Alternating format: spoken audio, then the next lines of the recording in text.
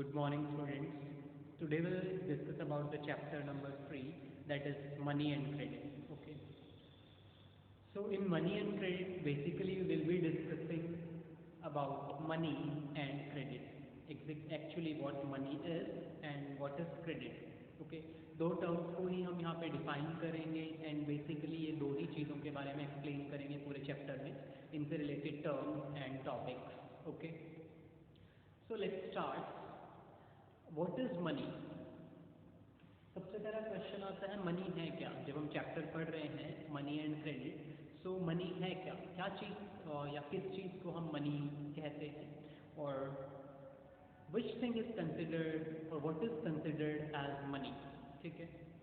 So basically if we define money, so money is anything or can be anything which is used as a medium of exchange. कोई भी वो चीज़, anything, कोई भी वो चीज़ money हो सकती है जिसको मीडियम ऑफ एक्सचेंज के रूप में यूज़ किया जाता है या किया जा सकता है. Okay. So what is money? So money is anything or money can be anything which is used or can be used as a medium of exchange. So basically money क्या काम करता है, या मनी का जो evolution है वो किस चीज़ के लिए हुआ, that is as a medium of exchange.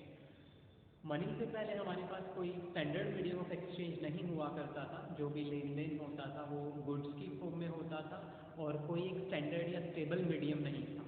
Her bar commodities बदल जाती थी. ठीक है. फॉर एग्जांपल अगर हम वीट खरीद रहे हैं या बेच रहे हैं, तो अलग अलग लोगों को अगर वीट बेचा गया है या अलग अलग लोगों के द्वारा खरीदा गया है, तो हर बार वीट को हम अलग चीज़ के बदले एक्सचेंज करते थे. कभी राइस के बदले बेचा गया, कभी क्लॉथ के बदले बेचा गया, कभी शूज़ के बदले, कभी लाइफ स्टॉक के बदले. ओके. तो बेसिकली कोई एक स्टैंडर्ड या स्टेबल मीडियम ऑफ एक्सचेंज नहीं था. ठीक है. जिसके बदले हर एक कमोडिटी को एक्सचेंज किया जाता हो. So there was lack of a stable और a standard medium of exchange. So वहाँ पे हमें एक ऐसा मीडियम चाहिए था जो हर एक एक्सचेंज का माध्यम बनता या मीडियम बनता. एक स्टेबल और standard medium of exchange, that means हर एक कमोडिटी उसी के बदले एक्सचेंज की जाती, खरीदी या बेची जाती. ओके. सो मनी का evolution as a medium of exchange और स्टैंडर्ड मीडियम ऑफ एक्सचेंज के रूप में हुआ. Clear? So basically, first of all, money is accepted as a standard or a stable medium of exchange. And what is standard medium of exchange means? It means for every exchange, the consideration became the money. मतलब बदले में, हर एक exchange के बदले में क्या आ रहा था? Money. In consideration, consideration means बदले में. ठीक है. तो कोई भी चीज़ दी जा रही थी या ली जा रही थी, तो बदले में दिया या लिया क्या जा रहा था? Money. So that is the standard medium of exchange. Okay. So everything or anything is either bought or sold in consideration of money. That is standard medium of exchange. Okay. So money evolved as a standard medium of exchange. Clear? So money क्या है? money कोई भी वो चीज़ है जो एक medium of exchange बन जाए. Clear? Now the question arises, क्या मनी से पहले exchange नहीं होता था? कि जब एक स्टेबल या स्टैंडर्ड मीडियम ऑफ एक्सचेंज नहीं था हमारे पास, तो क्या एक्सचेंज नहीं करते थे लोग? Yes, of course they used to do. Okay. Because nobody is self sufficient. ठीक है. कोई भी सेल्फ सफिशिएंट नहीं है, उन्हें दूसरों के ऊपर डिपेंड रहना पड़ेगा अपनी नीड्स को फुलफिल करने के लिए. Okay. Because needs are unlimited and resources are limited with every one, either a person or a country. हर किसी के पास रिसोर्सेज तो लिमिटेड हैं एंड नीड्स उनकी अनलिमिटेड है. सो उनको अपनी कुछ नीड्स को सेटिस्फाई करने के लिए दूसरे लोगों के ऊपर डिपेंड रहना पड़ेगा. चाहे वो कंट्री है, दूसरी कंट्री के ऊपर डिपेंड है, क्योंकि कोई भी कंट्री सेल्फ सफिशिएंट नहीं है. सारे रिसोर्सेज एक कंट्री में नहीं है. ठीक है. इसी तरीके से सभी लोग और each and every individual is not able enough to satisfy their needs on their own. Okay. So they need to depend on each other for satisfying their needs. So dependency arise होती है unlimited needs और limited resources की वजह से, and इसी वजह से exchange existence में आता है. क्लियर? और जब भी एक्सचेंज होता है तो हमें एक मीडियम की ज़रूरत पड़ती है. ओके. और वो मीडियम कौन बना? वो एक स्टैंडर्ड मीडियम बना, money. So before the evolution of money there was barter system of exchange which used to prevail. Okay. पहले जो एक्सचेंज का सिस्टम था या मैकेनिज्म था, वो बार्टर सिस्टम ऑफ एक्सचेंज था. And what is barter system of exchange? Barter system of exchange is the exchange mechanism or a system of exchange in which goods are exchanged in consideration of goods, or goods and services you can say. Goods and services are exchanged in consideration of goods and services. Consideration in बदले में. तो goods and services के बदले में ही बेची या खरीदी जाती थी. Exchange means खरीदना या बेचना. ठीक है. So goods and services basically goods and services के बदले ही बेची या फिर खरीदी जाती है. ठीक है. So that is the barter system of exchange. What is barter system? The exchange system और सिस्टम ऑफ एक्सचेंज और exchange mechanism in which goods and services are exchanged in consideration of goods and services. Okay, this is barter system of exchange.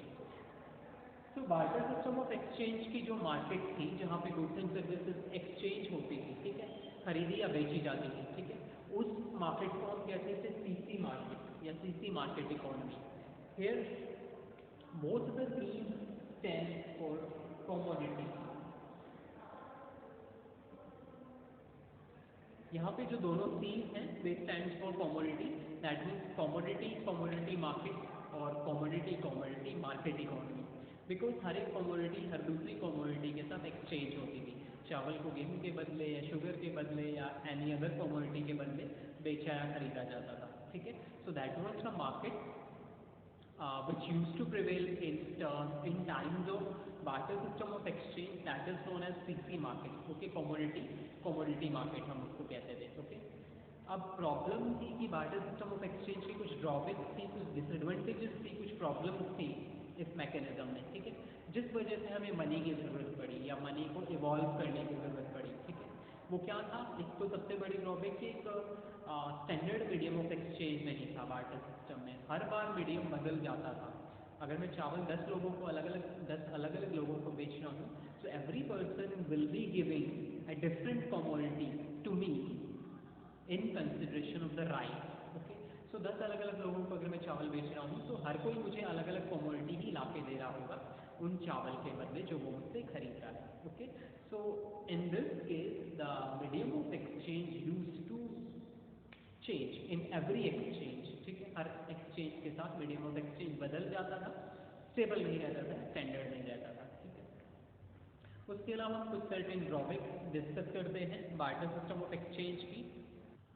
Okay, here are some drawbacks or limitations of barter system of exchange, which due to which the standard medium of exchange or money evolved. ठीक है. उनकी वजह से ही इन drawbacks को दूर करने के लिए ही मनी का इवोल्यूशन हुआ या मनी का जन्म या उत्पत्ति हुई बेसिकली अगर हम कहें. तो क्या ड्रॉबैक्स थी? तो first of all the double coincidence of bonds. What is the double coincidence of bonds? Double coincidence of bonds means when both the parties or both the persons or the two persons are mutually agreed to exchange their commodities, okay, or the two persons are ready to exchange their commodities with each other. ठीक है. वो दो लोग आपस में अपनी commodities एक दूसरे के साथ exchange करने के लिए ready हैं. ठीक है. इसको हम कहते हैं double coincidence of bonds. That means दोनों की ज़रूरतें एक दूसरे की कमोडिटीज से पूरी होती है. मेरी ज़रूरत की चीज़ उसके पास है और उसकी ज़रूरत की चीज़ मेरे पास है. This is the first coincidence. And the second coincidence that we both are ready to exchange. तो दो कोइंसिडेंस है, डबल कोइंसिडेंस है. ओके. तो the two persons which are having such commodities which can satisfy their needs correspondingly. ठीक है. Corresponding need satisfy कर सकती है. मेरी ज़रूरत की चीज़ उसके पास है और उसकी ज़रूरत की चीज़ मेरे पास है. ठीक है. And both are ready to exchange. That is a double coincidence. That means two persons are ready to exchange their commodities with each other. दो लोग आपस में अपनी कमोडिटीज जो है एक्सचेंज करने के लिए रेडी है. That is a double coincidence of bonds. Okay.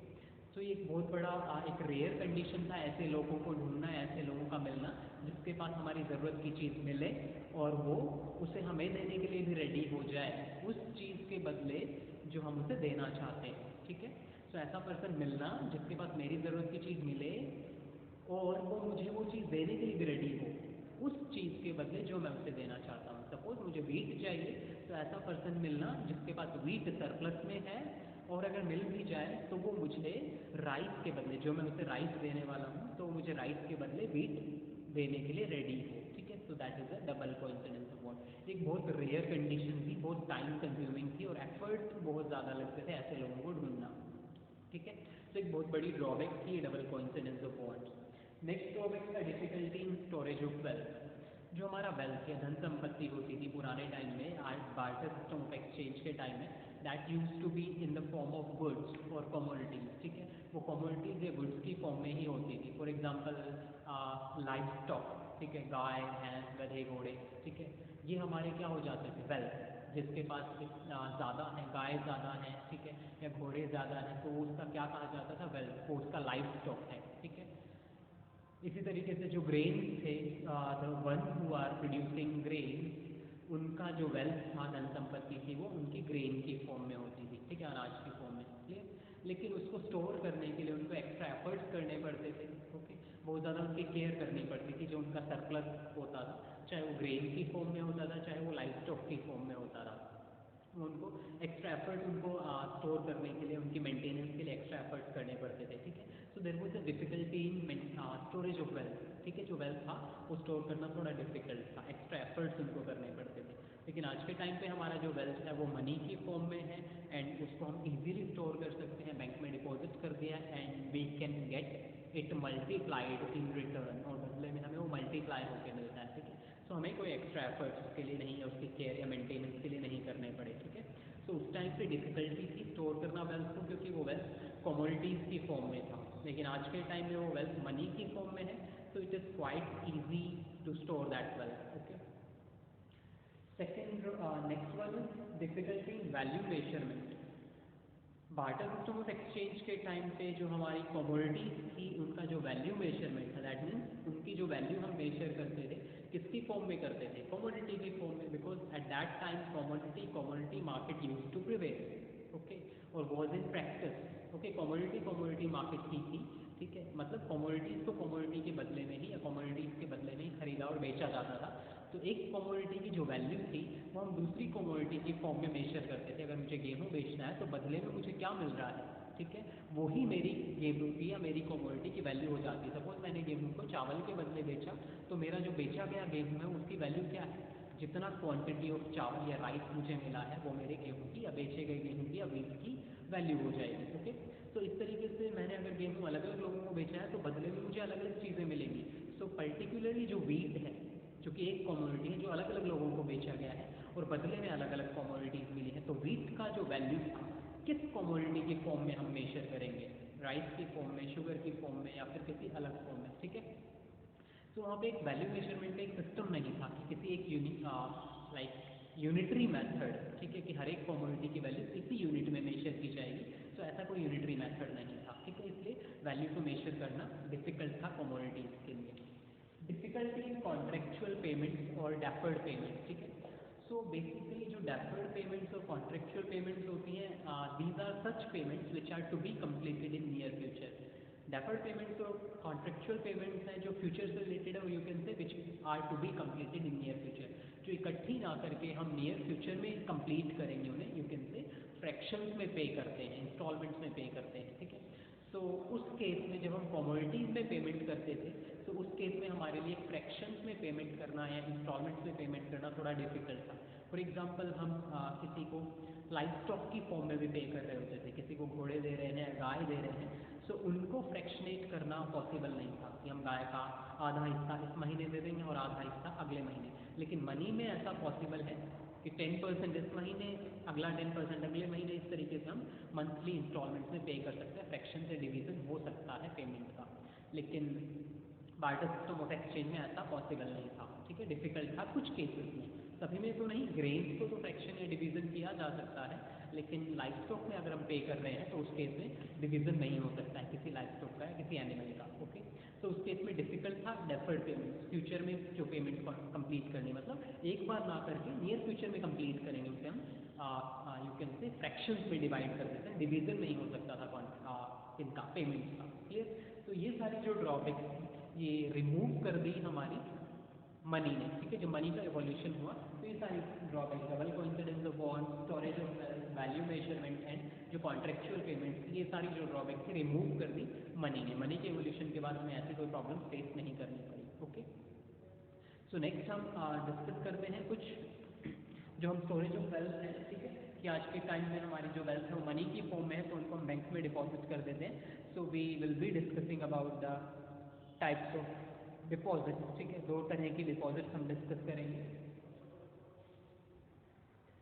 Okay, there are two types of deposits basically which we will discuss here. One is demand deposit and the other one is time और term deposit. Okay, time और term deposit या फिर demand deposit, what are these types of deposit actually? जैसे कि नाम से हमें पता चल रहा है, demand deposit, these are the deposits which are to be repaid by the bank on demand। okay, जो कि रीपे कर दी जाएंगी ऑन डिमांड। डिमांड के यू कैन से जब कस्टमर डिमांड करेंगे और whenever they ask for the bank have to repay, और you can say such deposit can be withdrawn any time, ठीक है, can be withdrawn any time. ये वो deposits होती हैं जो किसी भी टाइम विड्रॉ कर ली जाती हैं या की जा सकती हैं। Okay, next one is the time or the term deposit. The deposits which are made for a certain time period, ठीक है, वो टाइम या टर्म डिपॉजिट्स होती है जो एक सर्टेन टाइम पीरियड के लिए की जाती है। For example fix deposit, FD and RD recurring deposits हैं, ठीक है। तो फिक्स डिपॉजिट है जो एक सर्टेन टाइम पीरियड के लिए की जाएगी। फॉर एग्जाम्पल 1 साल के लिए मैंने डिपॉजिट कराया है, 5 साल के लिए कराया है, 2 साल के लिए कराया है, ठीक है। तो उस सर्टेन टाइम पीरियड से पहले हम उसको नहीं निकाल सकते हैं, एक्सेप्ट कि हम एफडी को तुड़वा लेते हैं, ठीक है। लॉक-इन और मैच्योरिटी दो टाइम पीरियड्स होते हैं, उनके बेसिस पे हम लॉक-इन और मैच्योरिटी के बीच में निकलवाई जा सकती है, but before lock in we can not withdraw that money, ठीक है। तो बेसिकली कहा जाए तो ये टाइम डिपॉजिट्स है, टर्म डिपॉजिट्स हैं which are made for a certain time period, जो एक certain time period pre fixed time period के लिए की जाएंगी, ठीक है। इनको सर्टेन टाइम पीरियड से पहले नहीं निकाला जाएगा। Demand deposits are the deposits which can be withdrawn any time on demand, ठीक है। Bank will have to repay, जैसे सेविंग्स बैंक अकाउंट है या करेंट अकाउंट है, ठीक है, ये हमारी डिमांड डिपॉजिट्स हैं, ठीक है, जिनको ऑन डिमांड वापस किया जाता है बैंक के द्वारा। कस्टमर जब मांगने आएगा तो बैंक उन्हें मना नहीं करेगा, ठीक है, उन्हें वापस करनी पड़ेगी, ठीक है। जो सेविंग्स बैंक अकाउंट है, हम कभी भी जाके एक एटीएम से पैसा निकाल सकते हैं, वो हमारे सेविंग्स बैंक अकाउंट या करेंट अकाउंट से निकल रहा होता है, ठीक है, clear. Where demand deposits are also called checkable deposit.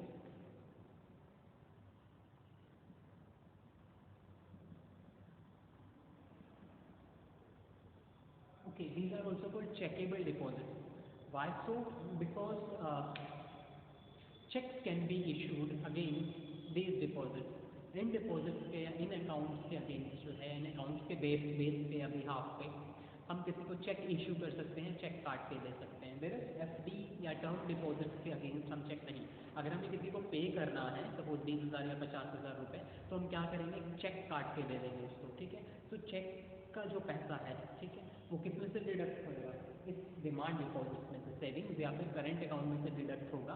That means check इनके अगेंस्ट इशू होते हैं। अगर इन अकाउंट में सेविंग्स और डिमांड करेंट अकाउंट में पैसा सफिशिएंट नहीं है जितने का चेक आपने काटा है, तो एफडी में से डिडक्ट नहीं होगा, ठीक है। तो इसलिए इनको चेकेबल डिपॉजिट कहते हैं, बिकॉज इनके अगेंस्ट चेक इशू किए जा सकते हैं। अगर मैं किसी को चेक काट के दे रहा हूँ तो जितने का चेक काटा है उतना अमाउंट मेरे इस demand deposit that mean savings और करेंट अकाउंट में होना चाहिए, ठीक है। नहीं है तो चेक बाउंस हो जाएगा, एफडी में से डिडक्ट नहीं होगा। इनके अगेंस्ट हम किसी को पेमेंट के लिए चेक नहीं काट के दे सकते कि मेरे पास 1 लाख रुपए की एफडी है तो मैं 10,000 का चेक काट के दे दूँगी, 1 लाख रुपए की एफडी है मेरे पास और मेरा बैंक उसमें से डिडक्ट करके उसको दे देगा, ऐसा नहीं है, ठीक है। तो चेकेबल डिपॉजिट कहते हैं हम डिमांड डिपॉजिट के। क्यों कहते हैं? क्योंकि इनके अगेंस्ट चेक इशू किए जा सकते हैं, ठीक है। तो ये दो तरह की हमने डिपॉजिट डिस्कस की है, क्लियर। नेक्स्ट बेसिकली बैंक्स के फंक्शन है ये कि banks have two function to perform. One is two primary functions the bank have to perform. One is the accepting deposit and the second one is granting loan, ठीक है। Apart from that primary function है, इसके अलावा बहुत सारे और function भी perform करते हैं, बट हमें यहाँ पे सिर्फ 2 ही फंक्शन पढ़ने हैं। एक्सेप्टिंग डिपॉजिट, लोगों की जो सरप्लस इनकम है, दैट मीन्स जो उनकी सेविंग्स है, ठीक है, उन सेविंग्स को वो क्या करते हैं, बैंक में जमा कर देते हैं, ठीक है। तो बैंक क्या कर रहे हैं, लोगों की सेविंग्स को डिपॉजिट्स के रूप में एक्सेप्ट कर रहे हैं कि लाओ अपनी सेविंग्स हमें दे दो, हम डिपॉजिट कर देंगे आपके अकाउंट में और बदले में क्या देंगे, इंटरेस्ट देंगे, ब्याज देंगे। Okay, so first function banks have to perform, that is accepting deposits. Okay, उस डिपॉजिटेड अमाउंट का क्या करते हैं, बैंक अपने पास नहीं रखते हैं, ठीक है, उस डिपॉजिटेड अमाउंट को क्या करते हैं, लोन आउट कर देते हैं। Okay, so that second function comes into existence, that is granting loan, that is known as credit. Credit function,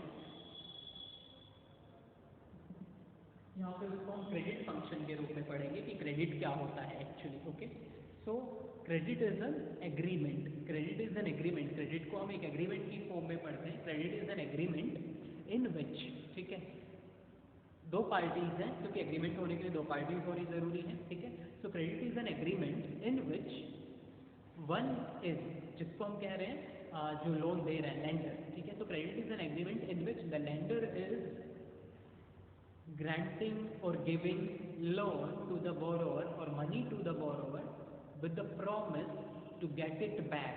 okay, इस प्रॉमिस के साथ उसे लोन दे रहा है कि उसे वापस ले लेगा, ठीक है, ऐसा कुछ एग्रीमेंट है। Clear? So credit is an agreement in which the one or the lender gives the loan or lends money to the borrower with the promise to get it back along with a certain interest. ऐसा agreement है जिसमें कि एक lender जो है, एक person जो है, पैसा देता है दूसरे को इस प्रॉमिस के साथ कि वो उससे वापस ले लेगा अलोंग विद द इंटरेस्ट, ठीक है।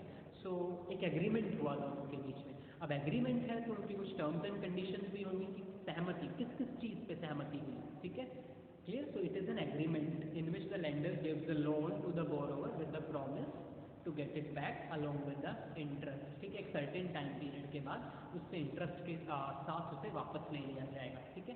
So it is an agreement, so कुछ सर्टेन कंडीशंस भी होंगी, उन कंडीशंस को हम कहते हैं टर्म्स ऑफ क्रेडिट।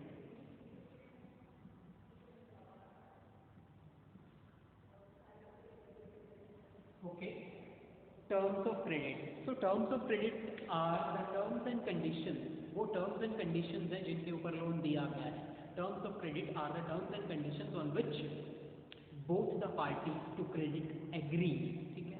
ये वो टर्म्स एंड कंडीशंस है जिनके ऊपर क्रेडिट की दोनों, ठीक है, जो लोन ले रहा है बोरोवर और जो लोन दे रहा है लेंडर, ठीक है, जो दोनों उन कंडीशंस के ऊपर एग्री हुए हैं, उन कंडीशंस को हम टर्म्स ऑफ क्रेडिट कहते हैं। तो terms of credit are the terms and conditions of the credit, ठीक है। जिन शर्तों के ऊपर लोन दिया गया है उनको हम टर्म्स ऑफ क्रेडिट कहते हैं। अब कौन सी होगी, अगर डिफाइन करने को है what is or what do you mean by terms of credit?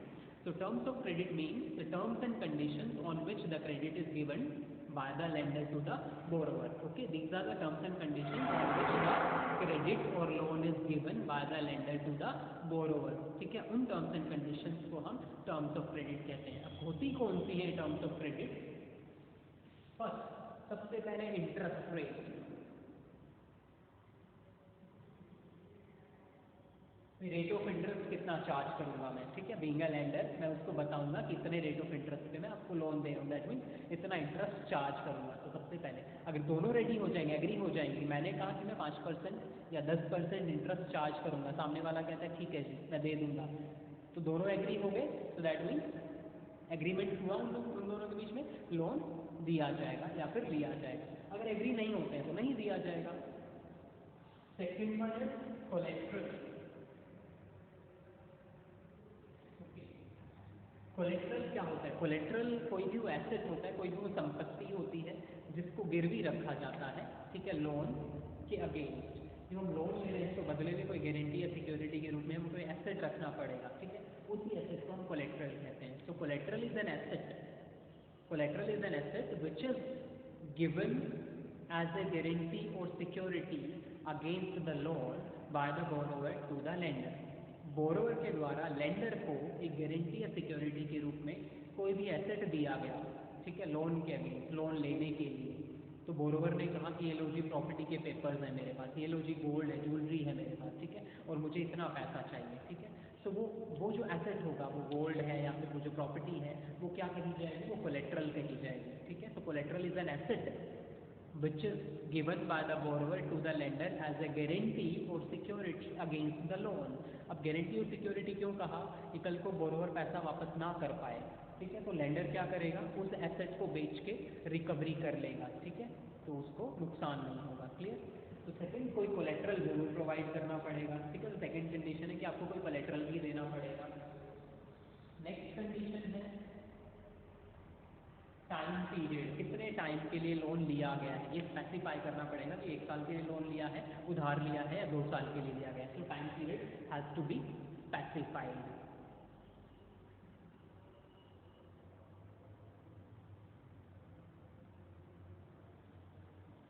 Next one is mode of repayment, ठीक है।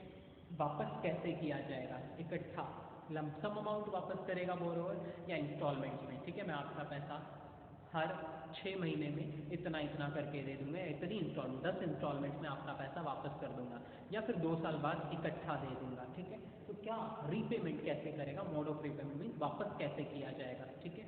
ये भी पहले से स्पेसिफाई किया जाना है कि मैं इंस्टॉलमेंट्स में वापस करूंगा या फिर इकट्ठा दे दूंगा, ओके। तो these are the terms of credit जिनके ऊपर दोनों को एग्री, बोरोवर एंड लेंडर को एग्री होना जरूरी है, ठीक है। तो these are the terms of credit या टर्म्स एंड कंडीशन जिनके अगेंस्ट या जिनके ऊपर लोन दिया गया है या फिर लिया गया है, ओके।